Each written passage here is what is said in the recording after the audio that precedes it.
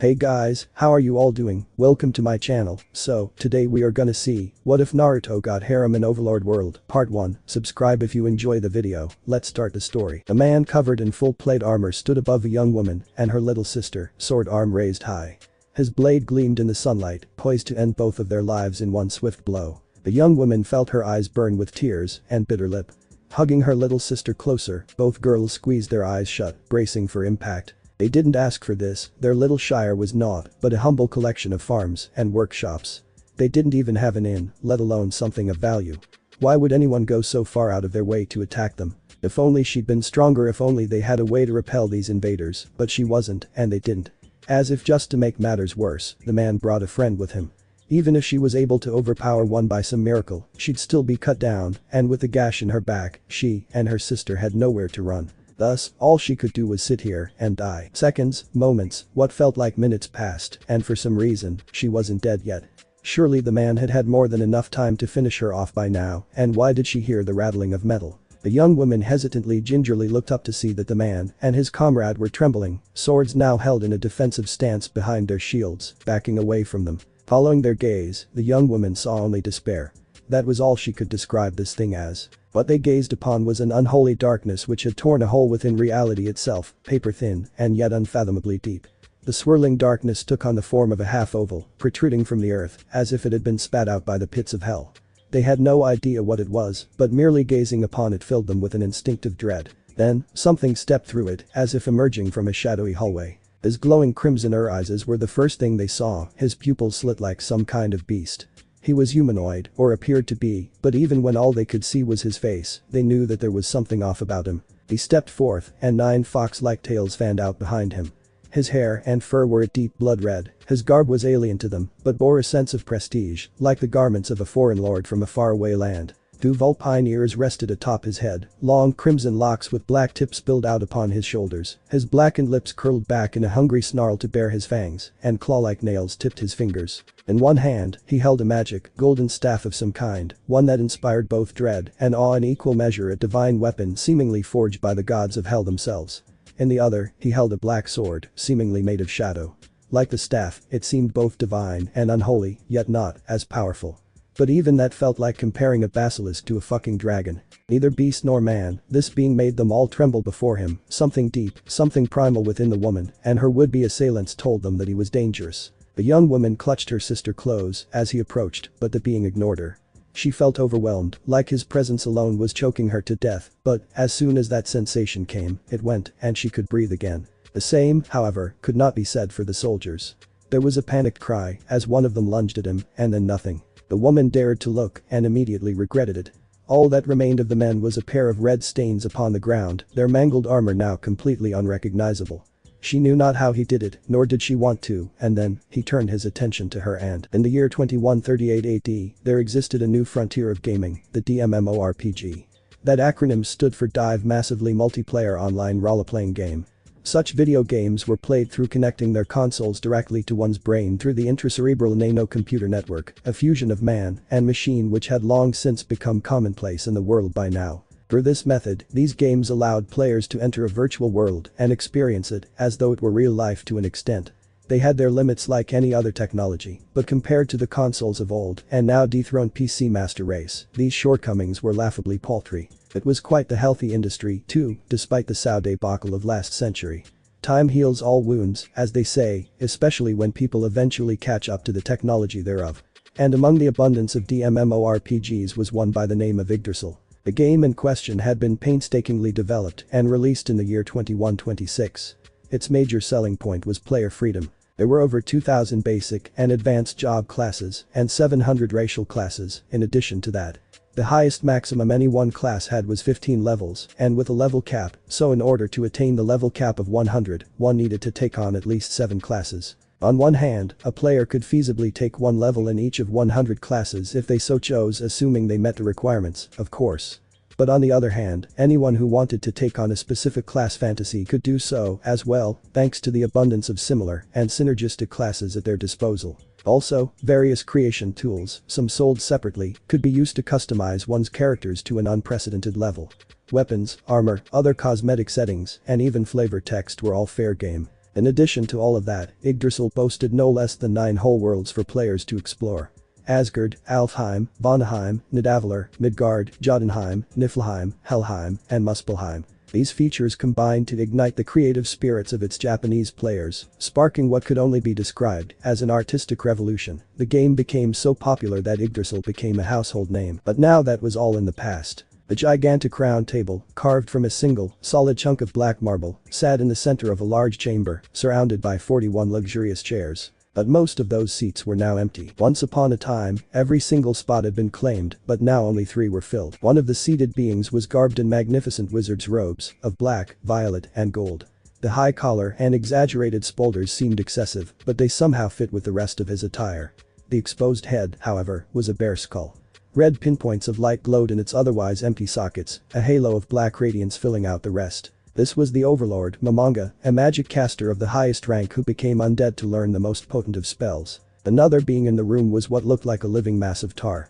Its liquid form writhed and churned constantly, never retaining the same form for more than a second. This one's name was Harem, an elder black ooze, the most corrosive of all slimes. Finally, the last among them was the most humanoid in appearance, but in truth, he was farther from being human than even the walking mass of goop. He was garbed in regal, eastern robes of black, white, and orange, lightly armored, and sporting a metal-plated headband with curved decorative ox-like horns. He had crimson eyes with slit pupils, blood-red hair that faded to black at the ends, and whisker-like markings on either cheek, matching the birthmarks he had early. Vulpine ears sat atop his head, and he sported 9 fox-like tails. The fur on each was as red as his hair, and the tips similarly faded to black. This beast man was Kurama, and he was a Yako, a species of fox demon, most well known for their talents in trickery, illusions, and fire magic. Despite their outward appearance, however, these creatures were actually players. In Yggdrasil, players could choose their races from 3 broad groups: humanoid, demihuman, and heteromorph. Humanoids were the most basic player type, encompassing humans, dwarves, elves, and the like. Demihumans were generally uglier, but with better physical stats, which included goblins, ogres, and actual beastmen like centaurs, satyrs, and among others. Finally, there were the heteromorphic races, were generally more powerful all around, but came with massive drawbacks, not the least of which being that one needed to sacrifice at least 1 level in order to play a heteromorph, a level that could very well be more useful elsewhere if you don't know what you're doing. Granted, demihumans had the same drawback, but they were also allowed far more freedoms and came with less drawbacks overall. Naturally, all 3 of these players were heteromorphs. As Momonga spoke, his jaws did not move. Even the most advanced game of its time, one that literally plugged itself into the player's brain, still couldn't quite yet fully replicate speech and emotions in its player models. It was quite the hurdle to overcome, but several developers were undoubtedly taking a respectable crack at it. "It's been some time, Harahiro-san," he said. "I didn't expect you to come." "Same here," Kurama chimed in, his face also unmoving. A digital word bubble then appeared above his head with a smiley face in it. Another word bubble appeared above Haraharo's head, this one featuring a more sheepish grin. "Indeed it has," he sighed reminiscently. 2 years or so. "But still you couldn't pay me to miss out on seeing you two one last time." Then, he turned what could be passed for a head towards the fox man. "I love what you've done with the place, by the way. If only our friends could see this tomb one last time." Now it was Kurama's turn to use the sheepish grin emoticon. "I had a lot of help," he said, turning indicatively towards Momonga. "Only when I had time off from my new job," the skeletal man replied with warm chuckle. That only started a month ago," Kurama pointed out, leaning forward and over the table. "Is it now?" Momonga chuckled again.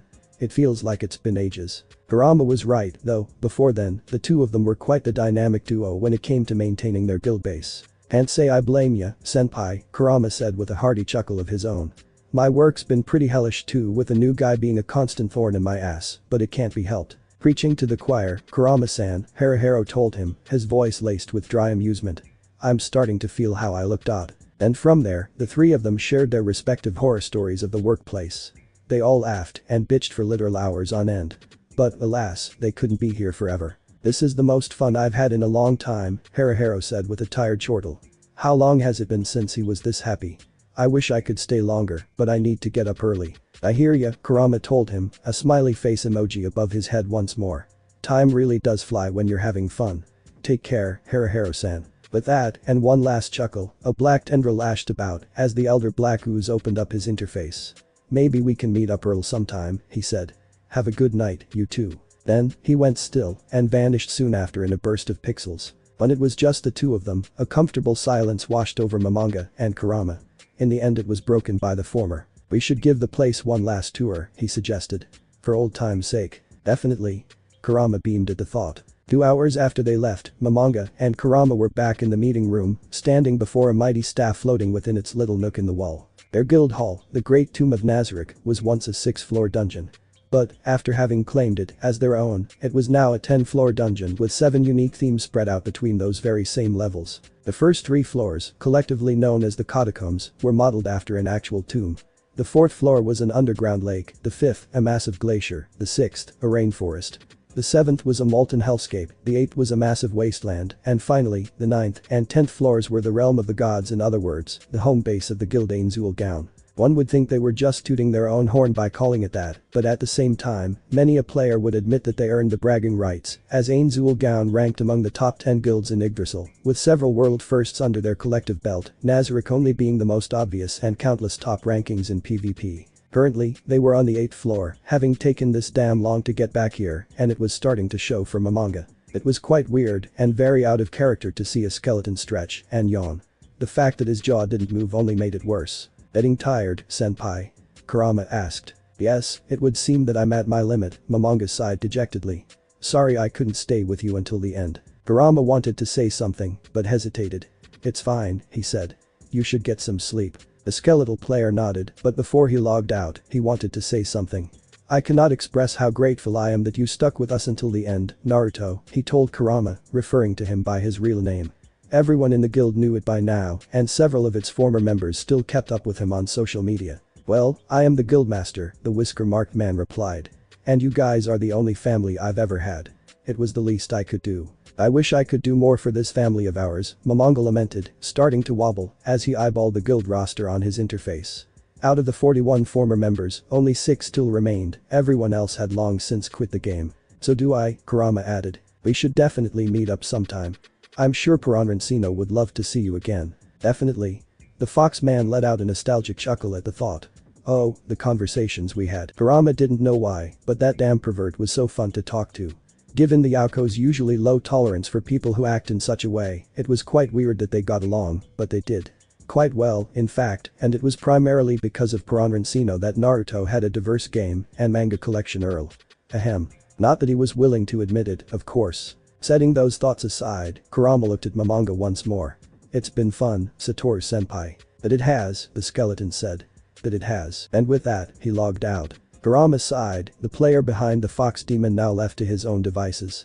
No one else had logged in tonight, and the servers would shut down once and for all in only 30 minutes, so he wasn't confident that they'd show. Such a shame. Uzumaki Naruto was not exaggerating when he said that Ainzul was the only family he's ever had.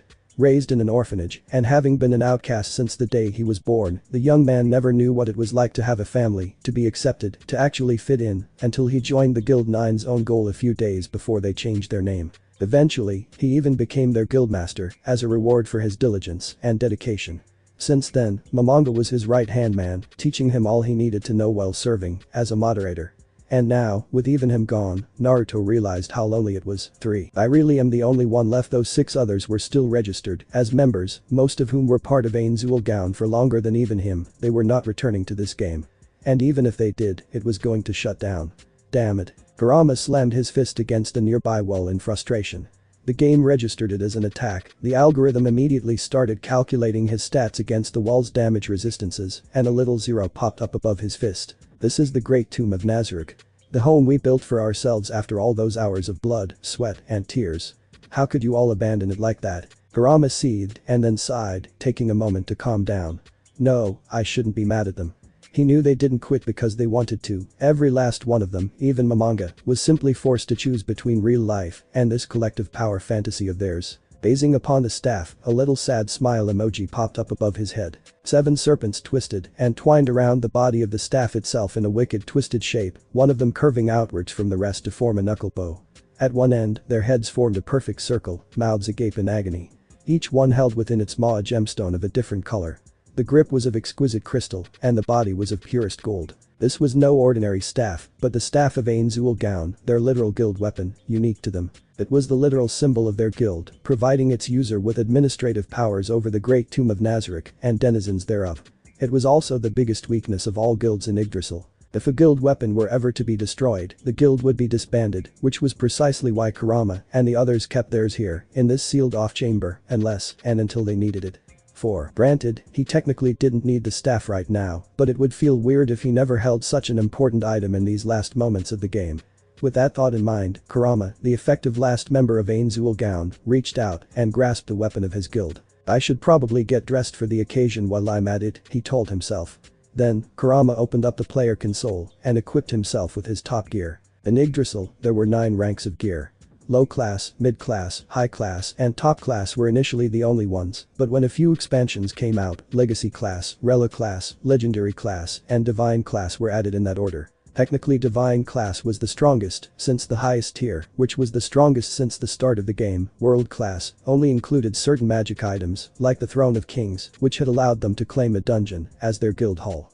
Only 200 such items existed in the game, and they were all unique. The Staff of Ainzul was a Divine class item, thanks to the 1,500 combined hours they'd all collectively and painstakingly put into upgrading it. So, Naruto equipped his character with items of similar rank and grandeur. His robes, belt, and leggings were swapped out first, replaced by a regal black, white, and burnt orange go with a swirly fire motif, leggings in the form of black hakama, a white rope serving as his belt, and a tiger pelt, these items granting him with a massive buff to his agility, HP, and resistance. The headband he now wore was identical in form, but not function, to the prior one being a more powerful item with more substantial buffs to agility, MP, and magic attack. As a set, these 4 items, the chest piece, headpiece, belt, and leggings, were known as the regalia of Shutendoji.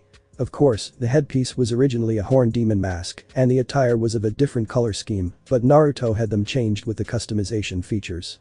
These changes were purely aesthetic, but they were more in line with his personal preferences. Meanwhile, his boots gave him another buff to agility and came in the form of matching greaves, tabi, and zori. They also lowered the chances of movement-based debuffs and the like from affecting him.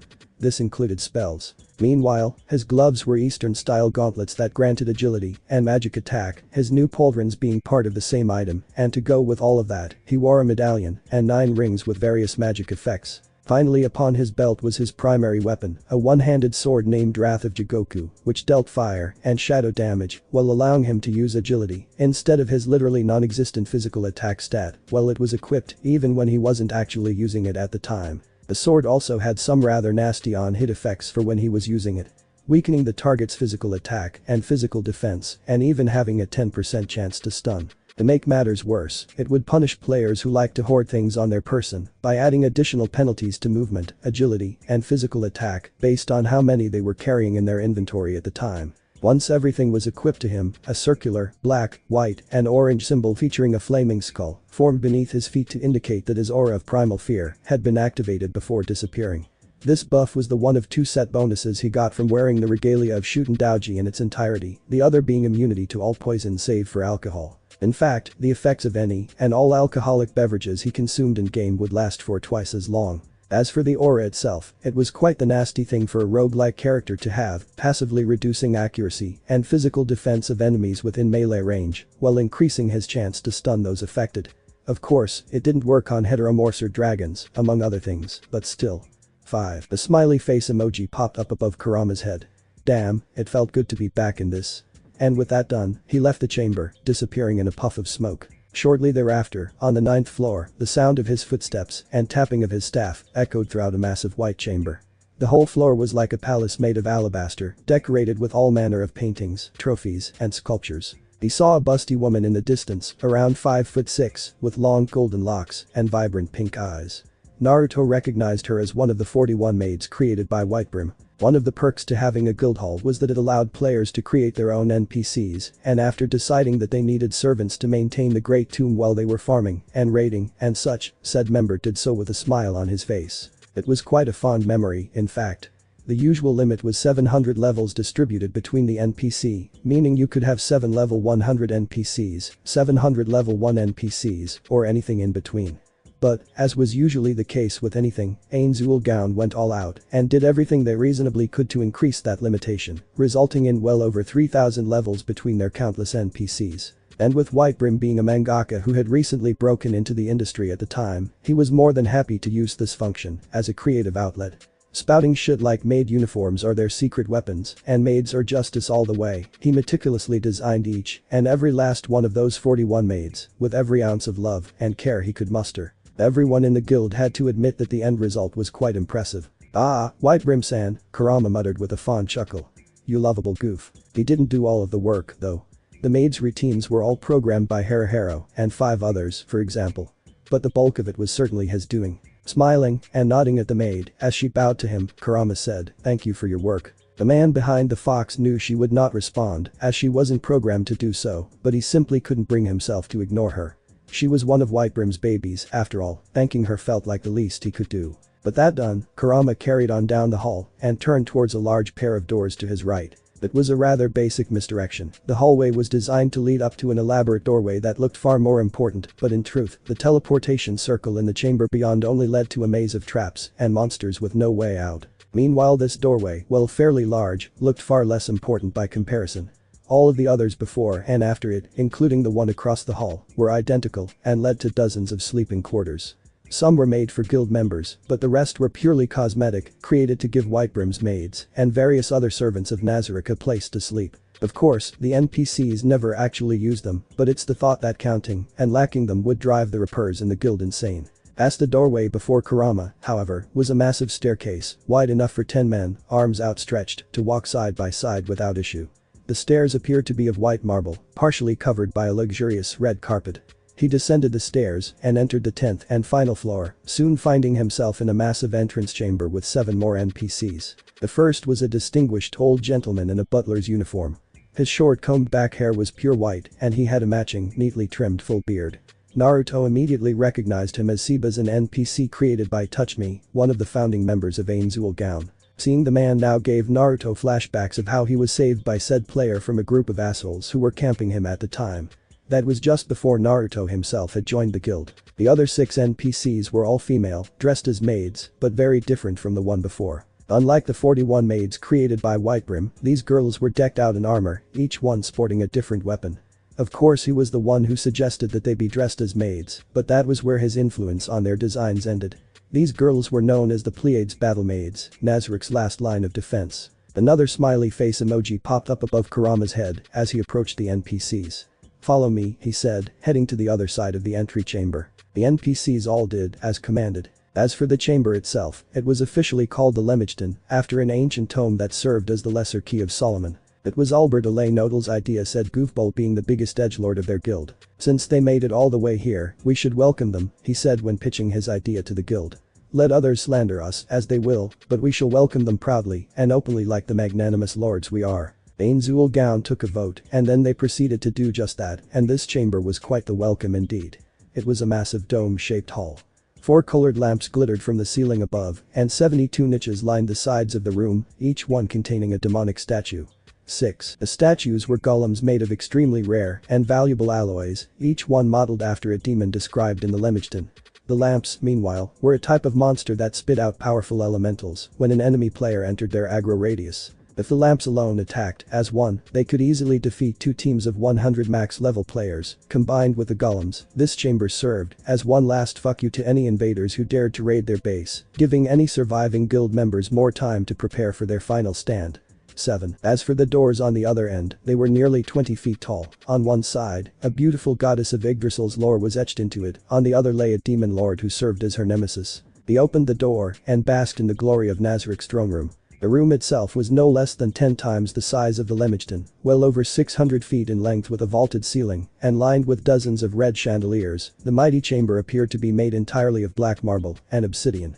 A mighty throne sat upon a pedestal 10 steps high at the other end. The magic throne appeared to be carved from a single piece of dark crystal, its back high enough to reach the ceiling, and hanging from it was a red banner proudly featuring the symbol of the guild. The center of the room was covered in a silver and gold carpet leading up to the throne, and lining the walls on poles sunk into them hung 41 flags of black and red. Each one bore the personal symbol of a guild member. As he approached the throne, Kurama's gaze was drawn to a woman beside it. She was an absolute beauty with skin of alabaster, long raven hair, and vibrant golden eyes with slit pupils. Though her gentle smile was that of a goddess, the white horns protruding crookedly from the sides of her head suggested that she was anything but. She wore a lovely, white shoulderless dress which showed off her hips, white gloves, and a golden spiderweb necklace that covered her shoulders and chest. From her waist sprouted two black feathered wings which she held at her hips like a skirt. The woman was Albedo, one of Tabula Smerigdina's most prized creations. Kurama took a seat on the throne and commanded Sebas and the Pleiades to bow before him. They all took a knee. Then, he turned to Albedo. In truth, Naruto had never paid her much mind, which made him feel rather guilty now. Upon seeing that he had 5 more minutes to go before the servers shut down, though, he decided to change that. Using the staff to open up her interface, Naruto quickly read her bio. He let out a low whistle. Though he knew that Tabula had built her to be a tank, he would have never imagined that she'd be this potent. Credit where it's due, Kurama thought aloud. That's a hell of a build. Then, Naruto read her flavor text, mostly just for the shits and giggles. As it turned out, she was written to be a diligent worker and overseer of Nazarick, second only to the members of the guild in rank. It was interesting to read. But then, at the very end, he found a line that just seemed terribly out of place. She also happens to be a slut. Kurama flinched at that, though she was a succubus, the way it had been written was just such an abrupt shift in tone. Then again, a lot of the members were into Gapmo, even Tabula, so it came as no surprise that he'd add such a thing to her bio. Tabula, you weirdo, Kurama muttered with a warm chuckle. Then, feeling impish, he decided one last act of mischief was in order. He'd never abused his administrative powers before, despite how much he'd wanted to on countless occasions, but with the servers shutting down in less than 5 minutes, he decided that it was now or never. The hologram of a keyboard appeared before him at his command, and Naruto deleted the words "a slut" from her flavor text before replacing them with something else. She also happens to be madly in love with Kurama. 8. With a chuckle, he dismissed the keyboard and sat back in his throne. I'll miss all of this, Kurama let out a satisfied yet melancholy sigh as the last few seconds ticked away. The servers will be shutting down, a disembodied feminine voice declared. And then, nothing changed. Uzumaki Naruto blinked in confusion as he found himself still sitting on that very same throne. What happened? Did the server fail to shut down? That was weird, he mused aloud, not noticing the NPC's apostrophe reactions to his comment. The server shutting down should have forced me to log out. It was definitely past midnight, this had to be a system error, right? Albedo and Sebas looked at their lord oddly, having no earthly idea of what he was talking about, but remained silent for now. It wasn't their place to interrupt a supreme being in its thoughts. What happened? Naruto frowned in concern and confusion. With a deliberate wave of his hand, he pulled up his UI to see if there were any updates in the world chat, but it didn't appear. The interface was completely gone. Panicking slightly, he tried everything he could think of. Forced logout, calling a GM, sending a message, but nothing worked, and his paranoia only grew with each and every failed attempt. And then, is something wrong, Millard? Naruto jumped slightly at the silky feminine voice calling out to him. He looked at Albedo to see her fraught with concern. And all the young man could do was stare. Karn village, named after Karn the explorer, this settlement was located on the border of the Riesti's kingdom and Bahareth Empire, near the southern tip of the Azelarizha mountain range, just outside the great forest of Tob. Despite its name, the village was but a quaint little shire with a population of 120, among 25 families. Time seemed to stand still for her people. The only visitors they ever got were tax collectors, save for the occasional specialist who wanted to buy some herbs every once in a blue moon. That said, they made their living off the land. If it's on the table, then someone in the household either killed it, grew it, or both. Given that no one in the village could use magic, the continual light spell found in most cities was a luxury they simply did not have, so those within rose with the sun and worked till dusk. And when Henry Emmett woke up extra early, the first thing she did was collect some water from the nearby well. Upon reaching it, she rolled up her sleeves, revealing the untanned skin of her upper arms. The lighter tones stood out in stark contrast. One could also see a hint of muscle on her, as 16 years of farm life ensured that she'd be anything but a frail maiden. Then, she heaved the filled buckets up with a YOSH and scurried back home to fill the water tank. It would take 3 trips for her to finish, but she didn't mind too much. If the buckets were bigger, I'd finish in 2 trips, she muttered to herself. But, these are the biggest ones we have. Then again, would I even be able to lift them if they were bigger? She wasn't sure. Setting those thoughts aside, Henry carried on, humming a merry tune, but then, something gave her pause. Was that a scream? Then, the sound of wood splintering filled her ears, and a sense of dread started to sink in. Dropping her buckets, the chore forgotten, she bolted towards her family's hut. She nearly tripped over her long skirt in her panic, but managed to stumble back into a full sprint. Another scream filled the air, this one coming from the direction of her home, and that dread only filled her more. A din of battle rang across Karn village as men in armor bearing the sigil of the Bahareth Empire burned and pillaged with sadistic glee. Henry yelped as a dead man fell at her feet from a stab to the chest. Her eyes burned at the sight. Mr. Morga," she whispered, fleeing as the man's killer entered his house. There were no strangers in a village this small. Mr. Morgan had done nothing in his life to deserve such a gruesome fate. With a sob, Henry kept running until she reached her own house. "Mom. Dad. Nemu." In her panic, the young woman slammed the door open as she called out for her family. "Oh, thank the gods." Henry's mother sighed with relief, embracing her eldest daughter. Nemu, meanwhile, ran up to her big sister, bawling her eyes out. Then, their father spoke up, urging them to turn towards the door so they could run. "We need to get shit." But, before they had a chance, a man in armor blocked their way, sword drawn. Without a second thought, Henry's father bull rushed the man in question, tackling him out of their way before turning to his wife and kids.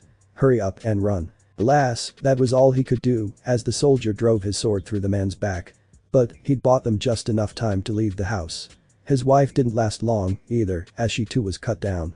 Their eldest, however, barely managed to evade getting her head impaled by another man's spear. By sheer luck, the weapon got stuck in a nearby wagon, and she was not about to let this opening go to waste. Grasping her little sister's wrist with tears streaming down her cheeks, Henry turned around and bolted with all her might, two more soldiers hot on her heels. That look in Albedo's eyes, the sheer concern she conveyed. Naruto had spent so much time in this game world that he'd almost forgotten how expressive real people could be. It was just so jarring to see such a look on the face of an NPC that his brain needed a moment to reboot. Yup. Something was definitely wrong. "Sorry," Naruto said reflexively, offering the succubus a sheepish chuckle. "I didn't mean to worry you." It felt weird talking to her like this, but it was refreshing. But, unfortunately, his response had only worried the woman even more. "Are you alright, Millard?" Albedo asked, her face drawn closer to examine him, the scent of her perfume knocking Naruto out of his stupor. That's not right at all, he thought. In Yggdrasil, there was no stimulation to the player's sense of smell, so this scent shouldn't exist. Naruto hesitated, feeling a bit weird, but replied to her, nonetheless. "I'm fine," he answered, "thank you." He wasn't the type to talk to dolls like this, but the genuinely human concern she seemed to express had caused Naruto to do so out of pure instinct. Her body language, her speech patterns, the way she carried herself, this was not how the AI of Yggdrasil acted. Or any AI for that matter. It was too sophisticated, too human. But, just as the panic started to sink in, the words of a guildmate rang in his mind and did absolute wonders in calming his tits. "Panic is the seed of defeat, remain calm and think logically. Look beyond your surroundings and don't waste your effort on unnecessary details." Naruto silently thanked Punidomo, Ain Zulgaon's resident philosopher, and took a deep calming breath. "You look troubled, Millard," Albedo pointed out, her frown only deepening. "Please forgive me, but are you sure you're alright?" Naruto couldn't help but be entranced by her beautiful, limpid eyes. Though there was this cute, shy girl back in high school who seemed to like him, nothing ever came of that relationship because they were both too damn shy. And that was the closest Naruto had ever gotten to anything even remotely resembling a romantic relationship, though it was certainly not for lack of trying on his part. As was the case for many high schoolers, he had several crushes that never went anywhere. That being said, Naruto was way out of his element right now. He was not at all used to a woman approaching him like this, showing such genuine concern. He could feel his cheeks burn and his heart throb. He simply couldn't help but answer her truthfully, his mouth acting on its own. "I can't get in contact with a GM." Albedo stared at him in confusion before her eyes filled with such helplessness. The poor thing looked like a kicked puppy. He felt so guilty seeing her like that. Please forgive me, Lord Kurama," she lamented. "I have no idea what this GM is, but rest assured that I will do anything and everything in my power to help." Yup, they were actually having a real conversation. Such a thing should be impossible, but they were. The closest thing an NPC should be capable of to something like this was a macro-ed response to being addressed in a certain way. There were certain emotes and the like one could download for scripting certain roleplay events, but no one could ever hope to achieve something this sophisticated. "It's fine," Naruto insisted. "Really, it's fine. This is not your fault in the slightest." Taking a moment to collect his thoughts, he compassed himself. Something is definitely wrong, though well, if nothing else, he should see if the others reacted similarly or if this was limited to Albedo. Upon looking over the butler and maids, however, Naruto could tell that they weren't acting normally either. Clearly, the first thing he needed to do was figure out what the hell was going on. With that realization in mind, Naruto took action. "Sebas," he barked. "Yes, Millard." The butler perked up, answering without hesitation. "I want you to meet up with Shaltir and scout the area around Nazarick," Naruto ordered. If you encounter any hostiles, flee on sight until further notice and let me know immediately. As the butler bowed and took his leave to do just that, Naruto found himself having even more questions. Like all of the others, the butler in question was made to protect their base, so ordering him to leave should have been impossible. Thus, Naruto continued from there by addressing the others. Pleiades. The 6 maids perked up and responded identically to Seba's in perfect unison. Split up into pairs and make sure everything is as it should be in Nazarick. If you find anything even slightly out of place, let me know immediately. If you find any intruders, flee on sight and let me know. As Sebas had before them, the 6 maids bowed and took their leave. Before he could address her, however, Albedo beat him to it, looking concerned. Shall I summon the floor guardians? Not yet, Naruto told her, taking command of the situation. Send them a message to be on high alert and let Shaltier know that Sebas is on his way to meet her. I already have, Millard, the succubus replied with a bow. I assume that they are to flee if they spot any intruders, as well. For now, yes, he confirmed with a nod. The safety of Nazarick and her people are my first priority. As it always has been, she commented approvingly, a warm smile spreading across her face. Is there anything else you wish for me to do, Millard? Naruto frowned thoughtfully and nodded. Come here, he said. Naruto simply couldn't help himself. She looked so real that he had to confirm what his eyes were seeing. She looked surprised at first, but drew closer without a word, an enthusiastic grin quickly gracing her features as she did. Once again, he could smell her perfume. It was so sweet and pleasant. Naruto took hold of her hands at first. They were warm and soft. The silky feel was so much more real than it should be. Moving up to her wrists, he could actually feel her pulse. Was she actually real? There was only one way to find out. Yggdrasil was a tier-rated game, thus, R18 acts were strictly forbidden, not just by the company, but by law, as per the Social Order Maintenance Act. What he was planning to do felt incredibly dirty, but still, I gotta do this at all costs. Naruto thought. He was panicking because he got stuck in the game with no way out. He was just trying to force his way out. That would hold up in court, right? But what if she actually was real? Ludicrous as that notion sounded, it legitimately seemed like a possibility, now. And if that was the case, would this be sexual harassment? Again, there was only one way to find out. Albedo, he said awkwardly. Can I touch her? You blew it, you noob. 9. There was a long awkward silence as Naruto inwardly panicked, half expecting her to yell baka. And punch his lights out like a badly written tsundere. But then, the look of pure euphoria washed over Albedo as she gave her answer. Of course, Lord Kurama. Please, help yourself. She gleefully straightened up and presented her ample bosom to him the instant she realized what he'd actually said. She'd never expected him to be so forward. But still she was not about to look a gift horse in the mouth, and his awkwardness was just so cute. As the large healthy boobs bounced enticingly before his eyes, Naruto could feel something stirring in his loins. For what felt like an eternity, he could only stare, salivating at the sight and smell. Then, he reached up and gave them a firm squeeze. He hesitated for a moment upon hearing Albedo's deep, hungry moan and continued. Yup, this all, but confirmed it. There was no way he should be capable of doing this. In Yggdrasil, there were multiple safeguards preventing players from doing this kind of thing, even to NPCs. Anyone who tried would be banned outright, kicked off the server, and potentially arrested for disturbing the peace, public indecency, and disorderly conduct. Also, trapping him in a game and making them unable to log out was highly illegal, qualifying as a form of kidnapping, no less. But there was no way he could still be in a game, even if the VR he'd played was not this convincing. 10. They felt so real. There was no doubt about it anymore, laughably outlandish as it may seem, this game was no longer just a. Albedo's orgasmic wail brought his train of thought to a crashing halt, her knees buckling as she collapsed on top of him, and when she did, Naruto realized that her had been freed at some point, his thumbs on her nipples. He immediately removed his hands out of sheer panic, having not realized that he'd taken it that far. The poor woman gasped for air and trembled like a leaf. Her cheeks were stained a bright red, her nipples hard, and eyes glazed over. I am so sorry. Naruto squeaked. Whatever he was about to say died on his tongue as she gave him a ravenous, desperate look. Am I to have my first time right here and now, Millard? See, come again. As many times as you wish. Albedo licked her chops hungrily. How shall I dispose of my clothes? Do you wish for me to do it slowly, or shall we skip the main event as soon as possible? The fire in her eyes made him feel like a lamb before a starving lioness. Or would it be better if you unwrapped me yourself? Her rump swayed enticingly behind her as she giggled lewdly, her wings fluttered cutely, and she batted her eyelashes at him with such desire that Naruto almost lost control of himself right then and there. Whoa. He raised his hands up defensively. and now's not the time for that. She flinched, as if struck upon hearing that. My apologies, Lord Kura. No, it's fine.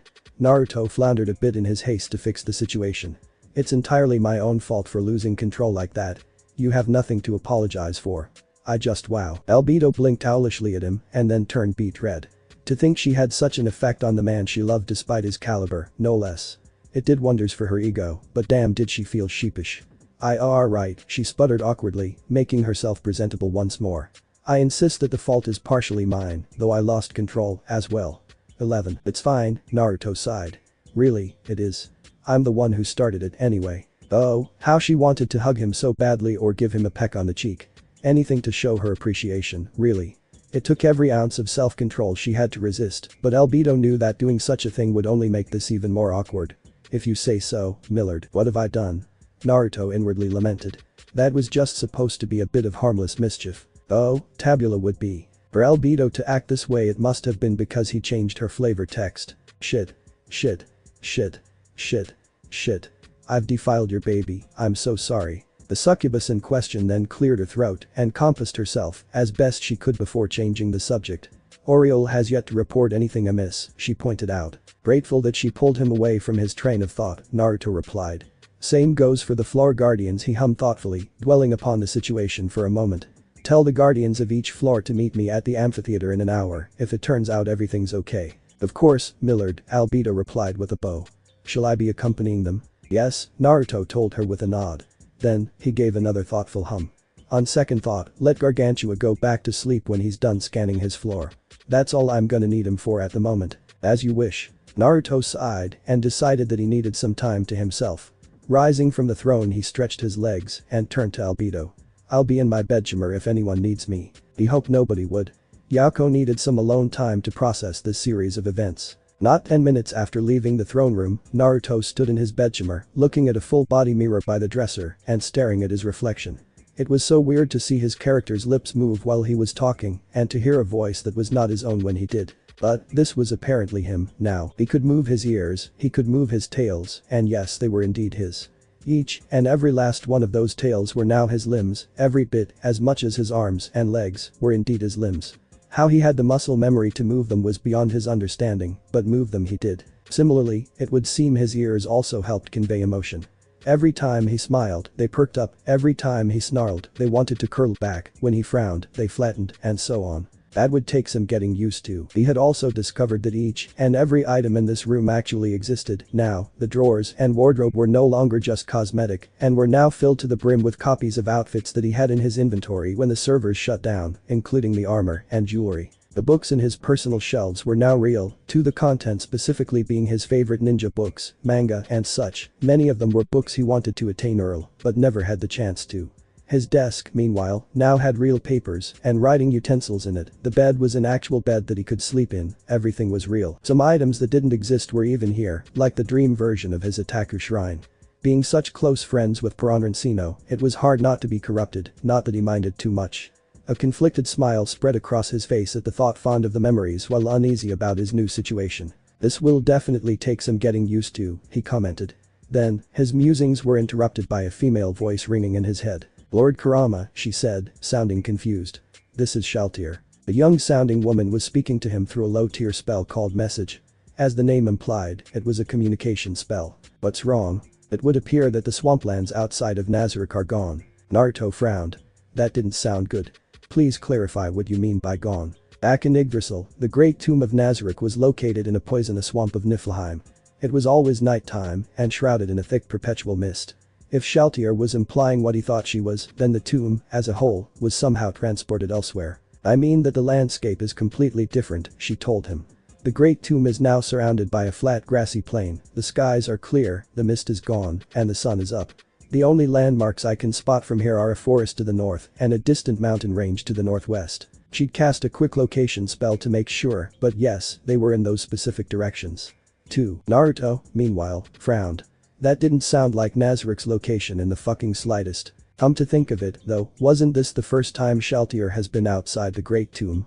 How was she aware of what its surroundings were supposed to look like? Deciding that he'd ask her later, Naruto issued his orders. Retreat to the tomb and meet me at the amphitheater, he commanded. bring Sebas with you. On my way, Millard. But that done, the kid soon cast a message of his own to revise the orders of a certain succubus. Albedo, he barked. Change of plans. The Guardians are to drop what they're doing and meet me at the amphitheater save for Gargantua. Let him sleep. I'll explain why once everyone's there. Understood, Millard, she replied. The instant he received her response, the Vulpine demon disappeared in a poof of smoke. Naruto instantly reappeared in the same manner as he vanished in the center of a mighty stone colosseum.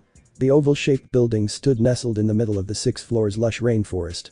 The scenery, including the skybox with a day and night cycle, was built and crafted with love and care by a guild member named Blue Planet. As his name would imply, the man was an environmentalist who longed to see the world as it once was, before it had been covered in a cloud of industrial and orbital pollution that blocked out the sun, the price of taking too long to colonize other worlds, many claimed. As for the structure, it was around 600 feet long, 500 wide, and just a little over 12 stories tall. At nighttime, which the skybox was currently set to, the continual light spell enchantments activated to bathe the arena in white light. The arena was modeled after the Roman Colosseum, save for a few creative liberties, such as the whole thing being black in color and the architecture being more imposing. But the sole exception of a massive 1,500-strong invasion, every last poor bastard dumb enough to intrude upon the home of Ainzulgaon met their end here, if not sooner. It was quite frankly their guild's greatest achievement, partially made possible by the menagerie of high-level monsters they kept stored away in the lower levels of this Colosseum to face off against intruders in brutal melee. In the waning days of Yggdrasil, this was also where he set up a PvP date with Momonga Senpai so that Naruto could adjust his build. Well, there were other ways to go about it, dying and getting rezzed with the spell Raise Dead was simply the most effective way to do so, and since Momonga Senpai started finding himself with less and less time to help, Naruto needed a few levels in Necromancer to properly maintain certain aspects of the Great Tomb. He only sported just enough to get the job done, but that was all he needed, specifically sacrificing 5 levels in Rogue to that end, since they were the most expendable. Of course, Momonga Senpai was more than happy to help and even offered his advice on which spells would be the most useful, though 1 or 2 were chosen purely for the coolness factor. It was the most fun they'd had in a long time, to be honest. 3. Pushing his nostalgia aside, Naruto looked around. Now, then where were those twins? And out of the corner of his eye, he saw a bit of movement in the VIP box and spotted a small, lithe form leaping out just before landing in front of him in a crouch. There was no magic involved, just pure physical prowess. The form in question was that of a little girl, apparently somewhere between 10 to 13 years old. It was hard to tell, really, partially because of her race. The girl had dark skin and an unruly mop of gold that tickled her shoulders. Her long pointed ears made it clear that she was a dark elf, a species related to forest elves. 4. She looked up and smiled at him, showing herself to be a somewhat androgynous cutie with a heart-shaped face and mismatched eyes, one green and the other blue. She was garbed in leather armor reinforced with red dragon scales underneath her white vest and matching trousers. The crest of Ainzulgaon was proudly displayed on her vest in gold. The elven girl finished her look with thick leather gloves, reinforced with metal plates, a golden acorn pendant around her neck, brown leather shoes, and a metallic whip coiled up at her hip. Naruto immediately recognized her as Orabella Fiora, one of the 2 creations of Bukabuku Chigama, both of whom were the guardians of the 6th floor, and, as with all the others, she was far more expressive than he remembered, bouncing adorably on the balls of her feet as she eagerly saluted him. "Hello, Lord Kurama," she chirped. "What brings you here?" "Something weird," Naruto admitted with a sigh. "I want to wait for the other floor guardians to arrive before I say what, though." "Fair enough," she said with a shrug. Then, Aura realized that her brother was conspicuously missing. Groaning in annoyance, she turned to the VIP booth and shouted, "Mayor, Lord Kurama has graced us with his presence. How long do you plan on being so rude to him?" Sorry," a rather soft-spoken voice shouted back. "You know I hate heights. See, can't I just use the stairs?" "Oh, come on, now.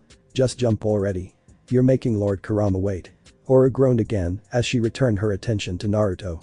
"I am so sorry, Lord Kurama," she lamented, turning towards the man in question. "Mayor's not trying to insult you, he's just really timid." "It's fine," Naruto chuckled, ruffling the girl's hair. "I understand perfectly."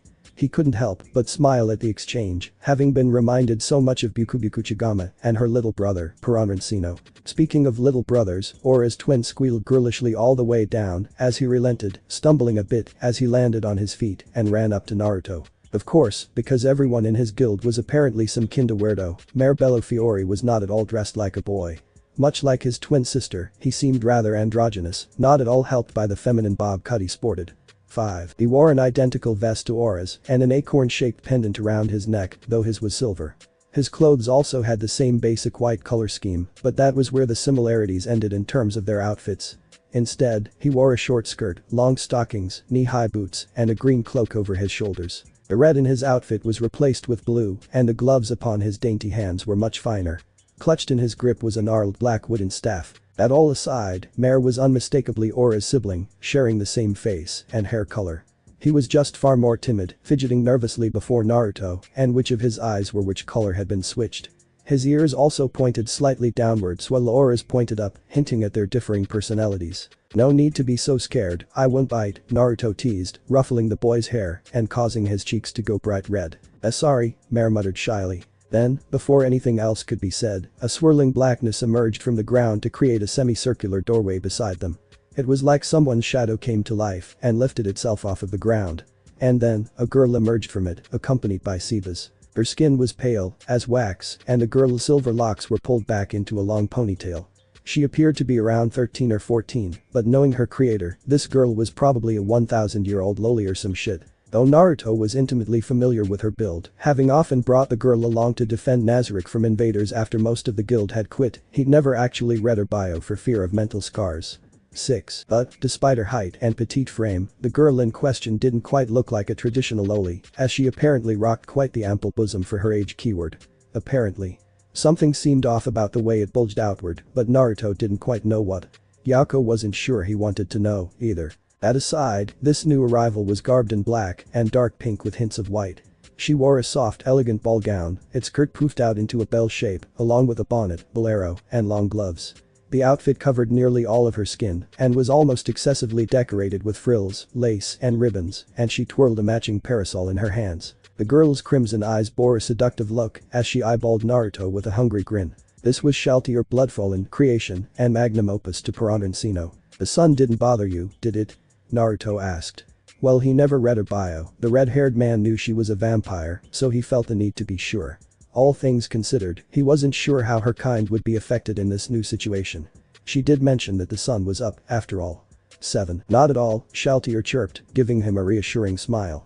It slowed me down, but that was the extent of its effects. So, sunlight still had the same effects here as it did in Yggdrasil, then. Good to know, Naruto replied with a smile on his own. Then, he was taken aback when Shaltier suddenly closed the gap between them in a blur of inhuman speed. He caught a whiff of her very enticing perfume when she leaned forward with a giggle. "Thank you so much for your concern," Shaltier purred.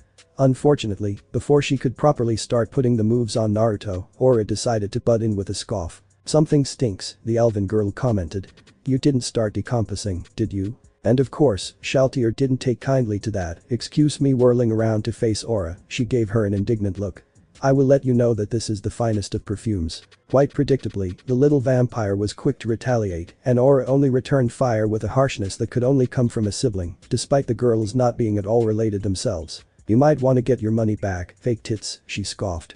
"It smells like shit. I never have." Naruto couldn't help but find a bit of guilty pleasure in their exchange. They were acting just like a pair of catty sisters, thoroughly reminding him of the bickering he'd often hear from Piranha and Byukubyukuchigama. "So noisy," a deep, gravelly voice commented, turning everyone's attention towards its source. The being lumbered forth, just over 10 feet tall and resembling a bipedal insect apparently made of ice. He had 3 eyes on either side of his head, a long tail lashed about behind him, and his powerful mandibles looked like they could sever a man's arm in one bite.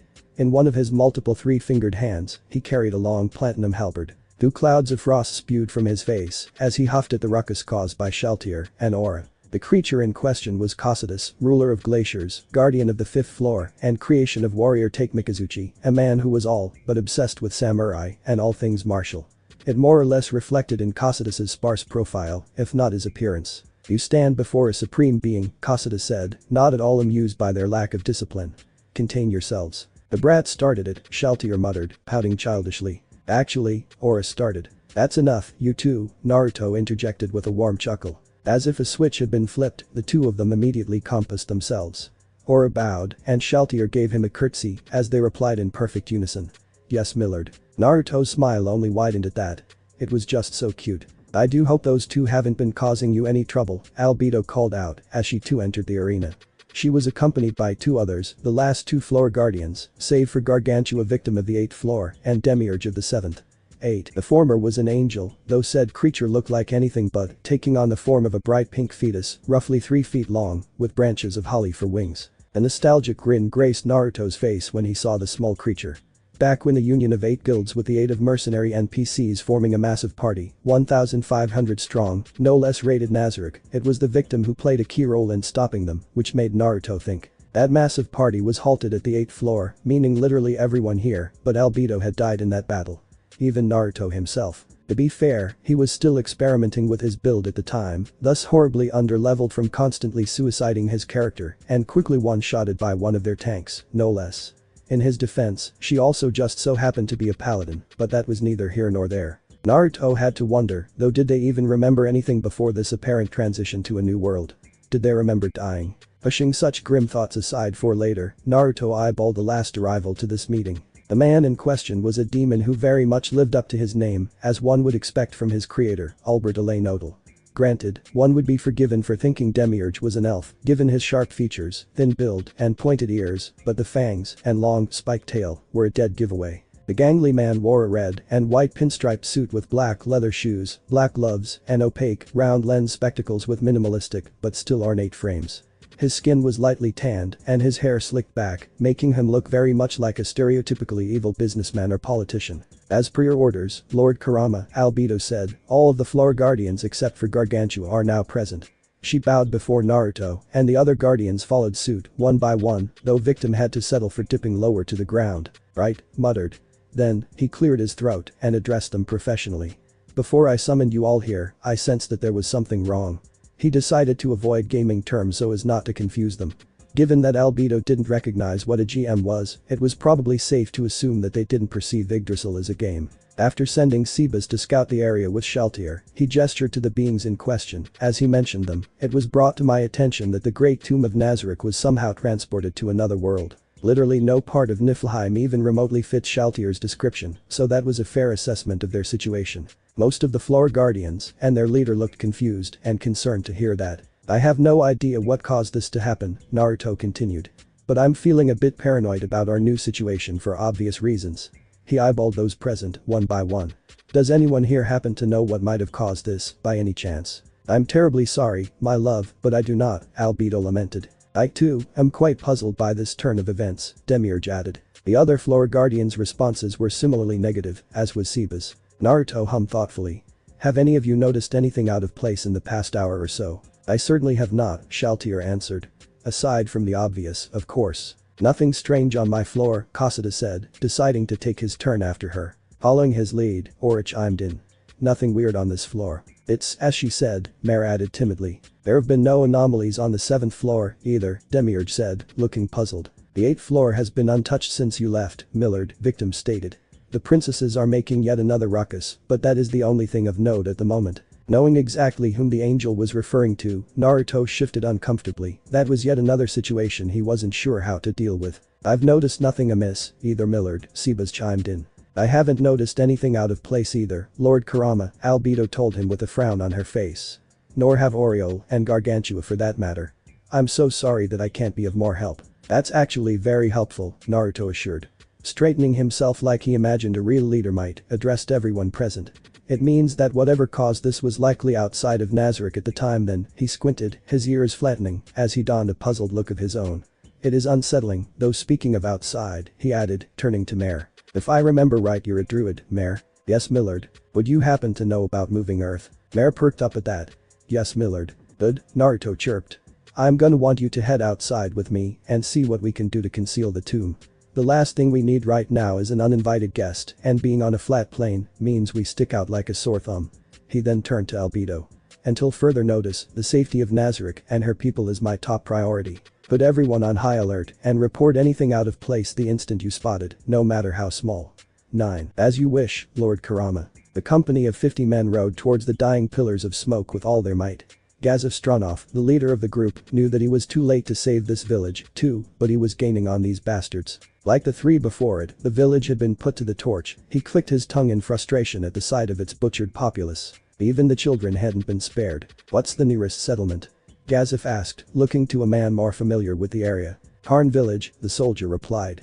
It's 10 miles north of here. Lead the way, then. With that, the company pressed on, passing by the town without a second thought. They knew they wouldn't find any survivors, there were never any survivors left in these bastards' wake. Henry looked behind as she and her sister ran, hand in hand, and saw that those two soldiers were still chasing them to her dismay. But she grit her teeth and kept going. A little voice in her head told her that she should just ditch the girl and run on her own, but she viciously strangled it. No, she couldn't do that. Nemu was her little sister. Hurry. Henry painted. We can shake them in the forest. I'd like to see you try, one of the soldiers cackled. Henry ignored him and ran as fast as her legs could carry her, practically dragging poor Nemu along as they entered the forest. Though the foliage slowed the soldiers down more than it did the girls, given how familiar Henry and Nemu were with this forest, the two men still gained on them. Then, Nemu stumbled and took her big sister down with her. Henry narrowly evaded the soldier's attack and with a roar of fury and desperation, she punched him in the head with all her might. She felt something pop and ignored the pain while scooping her sister back up and bolting once more. The soldier, meanwhile, staggered back. Though his helmet absorbed the blow, it still dazed the hell out of him. As he toppled over, his comrade stumbled clumsily to avoid tripping over him and slammed into a nearby tree. But they recovered quickly and were hot on the girl's heels once more. Then, moments later, Henry gasped, a line of hot pain across the woman's back racking her to the core. She fell to her knees, clutching her little sister close. Tears streamed down her cheeks as she instinctively shielded Nemu as best she could. It's over, one of the men said, panting heavily from the chase. Though he was highly trained, the plate armor favored by the Bahareth Empire still weighed him down and his helmet made it hard to breathe. It did a number on his stamina, but he managed. After having stayed in the arena for a bit, testing to see if their relocation to this new world had affected their magic and abilities by using some of those monsters in the amphitheater as living targets, Naruto was pleased to note that there were no differences he could spot save for friendly fire being a thing now. That wasn't a surprise, though hell, all things considered, it would have been surprising if friendly fire wasn't a factor now. That said, once he was satisfied with his findings and done with concealing the tomb, Naruto dismissed Mare and returned to the throne room where Albedo was waiting for him. Soon after sitting down, the Redeed found himself looking into a floating mirror, roughly 4 feet tall and 2 feet wide. The image therein, however, was not his reflection, but a field of grass. This was a mirror of remote viewing, a mid-tier magic item that allowed the user to view any area from a long distance save for those protected from scrying like enemy guild bases. He could still use it to scan Nazarick, but entrusted that task to the floor guardians, while he used the mirror to scout the surrounding area. The lush field was so different from Niflheim, and it stretched for miles. But then, he noticed a pillar of smoke in the distance and waved his hand. The image changed to the sight of a small village being attacked by men in armor. It was a shocking and gruesome display, but what troubled Naruto the most was that it excited him. The very thought appalled him, but it did. The carnage, the sight of blood, the pain and suffering in the eyes of the women and children, as even they weren't spared, filled him with a horrible glee that terrified the man behind the fox. 10. Naruto frowned in thought, rubbing his chin. In Yggdrasil, he had a karma rating of -500, which translated to him being as evil as possible. This was because it gave him access to quite a few spells and 2 classes he wouldn't be able to use otherwise, all of which were vital to his build.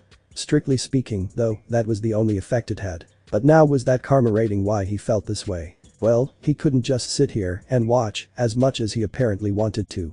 No he would, why would he though? These pitiful creatures were, but insects Aura, Mare and Oriole were exceptions, of course, but any humanoid beyond them only existed for his pleasure. Why should he? Naruto shook his head to dislodge those ghastly thoughts. Why? Because it's the right thing to do, of course. According to whom, though? Naruto couldn't answer that, and what scared him most was that he didn't know why. No, it's not the right thing to do, but the smartest. How so? Shut up, you. I know what I'm doing. Is everything alright? Albedo asked, looking concerned. You seem troubled, my love. Naruto hesitated, his ears flicking about. Yes, I'm just thinking that's all. He turned to her. How quickly can you be ready for battle? Albedo looked surprised to hear that. In an instant, Millard. It was not an exaggeration, because of the quick-change gem on her clothing, she could quite literally change into her battle gear in the blink of an eye. If I may, why do you ask? It was then that Naruto spotted a cute blonde dragging a little girl to the woods, chased down by 2 soldiers. He couldn't help but think the woman had such an unfortunate hairdo. 11. We're going to collect a debt, Naruto replied ominously. Yes, that was the reason. Why let such a good opportunity for information go to waste? He'd swoop in, kill the soldiers, and accept information about this new world as his payment. As a bonus, it would also give him the opportunity to see how he stacked up to the people of this world. Moments later, Shaltier stood in the throne room, using the mirror to track the blonde who'd caught the eye of the last Supreme One. A frowning Naruto and an appropriately geared Albedo stood behind her, ready for battle. The succubus, at Lord Kurama's behest, was garbed in her full-plate black armor with a frog-mouth helm specially built to accommodate her horns. Her wings were hidden, retracted into her back so she could pass for a human, and in her hands, Albedo held a wicked black bardage. 12-8. With a cry and an outstretched hand, Shaltier willed a black semicircular vortex to appear before them. The spell in question was one of the most potent and accurate in all of Yggdrasil, rocking a 0% chance of teleportation mishaps and a literally infinite range, as long as the target didn't happen to be near or inside anti-teleportation wards. The only reason Naruto didn't know it himself was because his choices in classes simply didn't allow it. The blonde nodded at Shaltier. "Use the mirror to keep an eye on us," he told her, narrowing his eyes at the swirling mass of chaos.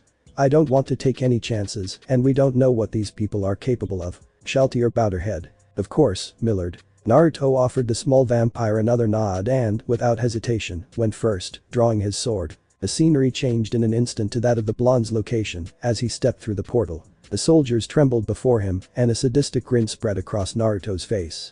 He approached them, using his shadow step ability so as not to make a sound while he did. Then, when one of them attacked, he cast his spell. Silent Magic. Cloud of Knives. When he did so, Naruto used the metamagic ability Silent Magic so that he didn't have to shout the name and potentially alert any nearby soldiers. Such abilities were quite useful for magic casters in Yggdrasil, enhancing spells in countless potential ways so as to allow for even the lowest tier incantations to be useful, no matter how strong one's opponent is. They could also add to the already ridiculous versatility of being a magic caster. As for why the spell itself didn't make any noise, that was because of another ability. Arcane Stealth.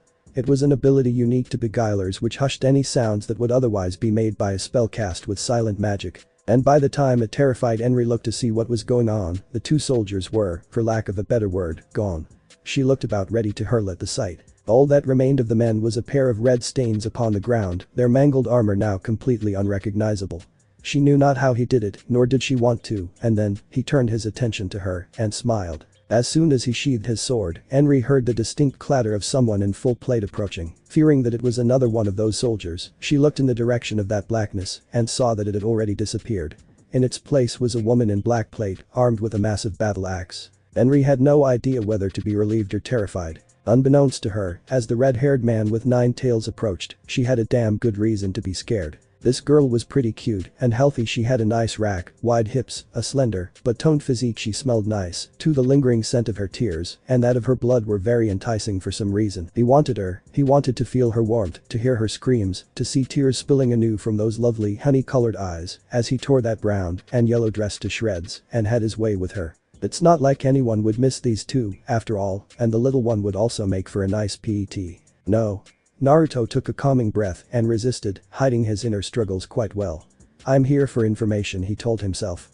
That would just make it harder to get for no good reason. If there were any women among the people attacking the village, though, well, they were fair game, right? Forcibly pushing those the blood? Henry muttered. That's what it looked like to her. She turned pale. Was he planning to turn her into a demon or something? Naruto stared at her oddly. Did this mean that healing potions didn't exist in their world? Did that word mean something else in their language? Did they even understand him? 13. The blonde timidly accepted the vial, but then, her little sister panicked. "Henry, no." Nemu cried out. "Don't do it." "Excuse me?" Albedo growled. Her tone sent a cold shiver up the woman's spine. "My lord just saved you pathetic insects out of the kindness of his heart, and yet you dare question him." "I'll do it," Henry sputtered, establishing once and for all that she indeed spoke the same language. "Just please, don't hurt my sister." Albedo raised her bardage poised to lop the blonde's head off. "You'd better warm up. Now. No need to be so hasty." Naruto looked at her, his sharp gaze ordering her to stand down. "They've been through a lot and are just scared." The enraged succubus immediately calmed down, her mood doing an uncomfortably swift 180. "My apologies, Lord Kurama." He raised an eyebrow at her. "I'm not the one you should be apologizing to." Why should she apologize to them, though? Naruto's eye twitched again, and he quickly and forcefully pushed that annoying voice in his head to the side. Albedo curled her own eyebrow at the kitsune, though no one could see it, with her helm covering her head. He then made a gesture to the girls, reading her body language like a book. What he wanted from her finally came to the succubus. She didn't want to do such a thing, but to question or defy him was nothing short of blasphemous, and well, as long as it was for his benefit. I apologize. Albedo sounded like it took every fiber of her being to be respectful towards these creatures, but did, as she was asked. Naruto figured that was the best he was going to get out of her, and didn't push it. He gave her a satisfied nod, and turned to address the girls. "This is a healing potion from my homeland," he explained. It wasn't untrue, it just felt weird to put it that way. "You have nothing to worry about. I'm Kurama, by the way, and this is Albedo, we're here to help." Benri visibly calmed down at that, and drank the potion without hesitation. She felt a warm sensation wash over her and, in an instant, the pain was gone. Even her hand felt fine. Looking down, she moved it experimentally and saw that it was no longer stiff. Then, she reached behind and patted her back. Her dress was still ruined and the blood was still there, but the wound was gone. Benri then smiled, looked Naruto in the eye, and bowed, as best she could in her position. 14. Thank you, Lord Kurama, she said. Given how this Albedo woman addressed him and how he dressed, he was clearly some degree of nobility, so of course he was entitled to such respect. Albedo, meanwhile, grudgingly approved of the respect she displayed. At least the worm knows her place. "You're welcome," Naruto chirped, giving the blonde a wide, charming smile. Then, he turned to Albedo. "Slaughter anyone attacking the village, except for their leader," he ordered.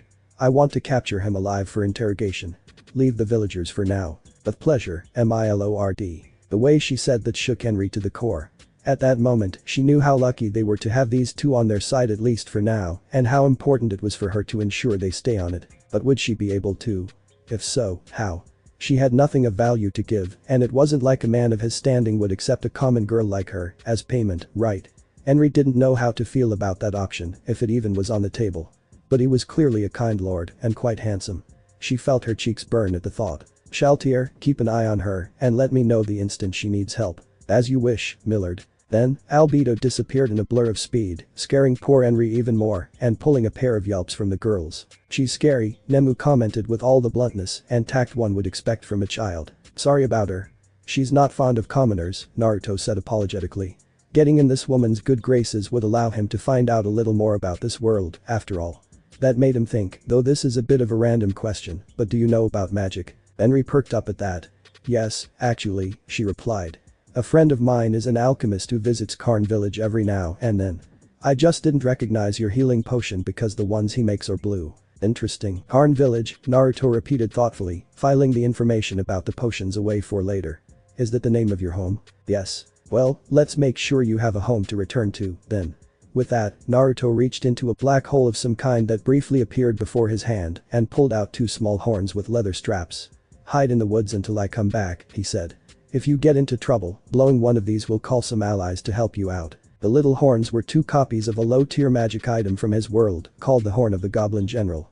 Despite its name, it only summoned 12 of the little boogers, 2 archers, 2 riders, and their wolf mounts, a cleric, a mage, and a commander being among them. An Yggdrasil, it was a trash item for noobs. Truth be told, Naruto only still had the damn things because he forgot to sell them, but given how easily those 2 soldiers died, they should do the trick hopefully. Why does it matter if they don't though? "Quite, you. I cannot thank you enough," Henry said. "I couldn't possibly hope to repay you." "Don't sweat it," Naruto said, giving her a charming grin. Then, he turned to leave and paused looking at his staff and letting out a sheepish chuckle. "How did I not notice that I bought this with?" Henry turned beet red at that. "Still, though I owe you my life, and my sister's. Well, as I'm sure you noticed, I'm not from around here," Naruto told her with a chuckle. "Tell me everything you know about where we are when I get back to you, and we'll call it even." Then, he disappeared in a poof of smoke, drawing a startled yelp from the blonde. Henry looked around and saw that he really was gone. Then, she sighed, a dissatisfied pout marrying her pretty face. "That's hardly a fair trade, though." A feminine roar filled the air, a sign for this slaughter to become a different kind of massacre. In the blink of an eye, the hunters became the hunted, as a woman in black armor leapt into the fray. Blonde's Dai Jalanpo swore under his breath more times in the past 10 minutes than ever in his life.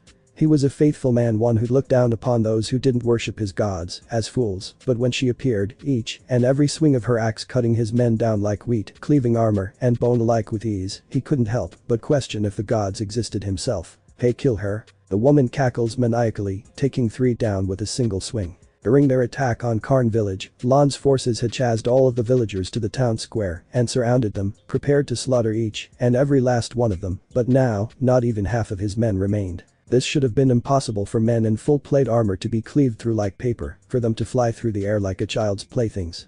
It was inconceivable. Albedo, meanwhile, didn't give a shit, she just plowed through their ranks like a pissed off rhino, laughing gleefully all the way at the havoc she wrought. It was just so fun. The screams of pain and terror, the scent of their blood, the looks of pain and horror was exhilating. Retreat. One of the soldiers turned and screamed like a little girl, and soon enough, a general routed followed. Run for your lives. She'll kill us all. Mommy. Make it stop. Get back in formation. Lans shouted desperately. Don't turn your backs on her, you fools. Unfortunately for these puny insects, Albedo was faster than them, and she took great pleasure in exploiting how vulnerable they were. The carnage only continued from there, the villagers cowering in fear, but she ignored them. It was like they didn't even exist. No, it was the soldiers she wanted. All except for their leader, as per the orders of her love. Speaking of, Lans didn't know what happened. But for some reason, his whole body seemingly forgot how to move, and he went utterly limp. He was still conscious, but no matter how hard he tried, his body would not obey. Then, a shadow loomed over Lan's prone form and flipped him onto his belly with a kick. Naruto quickly got to work hunting his new prisoner.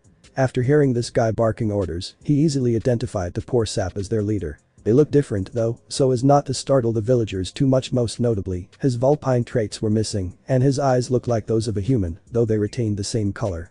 It wasn't an illusion, either. This was made possible by one of his racial classes. Kitsune. Since his species was one of shapeshifters, he could take on the form of any humanoid or demi-human at will, with the ability alter self, provided that the new form is no less than half his size, minus the tails. The change was purely cosmetic, though. He wouldn't inherit the naturally sharp hearing of an elf or the hardiness of a dwarf, for example, by taking on said forms. And though he never tried taking on the form of a woman, let alone long enough to find out for obvious reasons, Naruto assumed that he wouldn't inherit a certain drawback, either. As for why it took him so long to get here, after noticing that he'd carried the staff of Ainzul here without realizing it, he took a quick little detour, as it were. That way, if any hostiles that he and Albedo couldn't deal with on their own were here, he wouldn't have to worry about it being destroyed. Sorry for the scare, Naruto called out. We mean you no harm. Of course, the death rattle of that one last soldier didn't help to clear his throat, pushing back his amusement at the Wilhelm scream. That said, he continued awkwardly, I'm not going out of my way to help you for free. He gestured towards Albedo. She and I are not from around here, in fact, we're from very far away and we got lost, so we will gladly accept any information you have about our location, as payment. It made more sense than the truth, in all honesty, and Naruto somehow doubted that anyone here, even Albedo, would believe him if he told them about his actual situation. I see. The comment came from an elderly man among the crowd as he stepped forth. May we have the privilege of knowing our saviors' names? Naruto hesitated for a moment as Albedo came to his side. He had a lot of questions about this world, but some new ones came to mind at that moment. Was he the only player who came here? Would someone recognize his name if he wasn't? If there were any other players here, would they be nearby? To think of it, Naruto had no reason to believe he was the only player here. But that thought in mind, Naruto stood up and approached the man with the grace of a nobleman, hands behind his back. There may be a way to find out. I am known as Ainzul, he declared. You can call me Ains. He then gestured to a rather befuddled succubus and continued. This is my wife, Albedo. It took every ounce of the woman's self-control for her not to flinch at the word wife. Because of his keen senses, Naruto could see and hear many of the villagers whispering quietly, commenting on how foreign his name sounded. Good. If he was lucky, they'd spread that name like wildfire. In Yggdrasil, that name carried with it quite a bit of infamy, especially after they successfully repelled that 8-guild alliance. The fact that they were among the top 10 guilds in their heyday only made it more so. If anyone from Yggdrasil was in this new world, they'd likely recognize that name immediately and hopefully seek him out. Of course there was no guarantee that would happen, but it seemed to be worth a shot nonetheless. Pushing those thoughts aside, he then addressed the elderly man once more. Am I right to assume that you are the leader of this village? It felt weird talking like this, but it was pretty likely that they thought he was a man of high standing, given his attire and the fact that he was accompanied by a woman in full plate, so he did his best to sound the part. Naruto was not too surprised when the man shook his head. He was killed in the attack. I'm sorry to hear that, the disguised person said. He sounded sincere, but deep inside, Naruto was unnerved to note that he felt nothing but complete apathy. Seriously, what the fuck was going on with him? I hope you get back on your feet soon, then. He paused for a moment before giving the man a charming smile. Now, about that information. Of course, the man replied. If you and your wife wish to rest, then please do feel free to talk in my house where you can have a seat. It's still intact by some miracle. Thank you, Naruto chirped. Then, the young man perked up as if he'd just remembered something. Oh, one more thing. There were these two girls I helped on my way here. They're hiding in the forest right now. I should go fetch them before I do that. Very well, then, the elderly man said with a respectful bow. Thanks for watching my video, leave a like if you enjoyed my video and also do consider subscribing to my channel for more awesome content. See you next time, till then sayonara.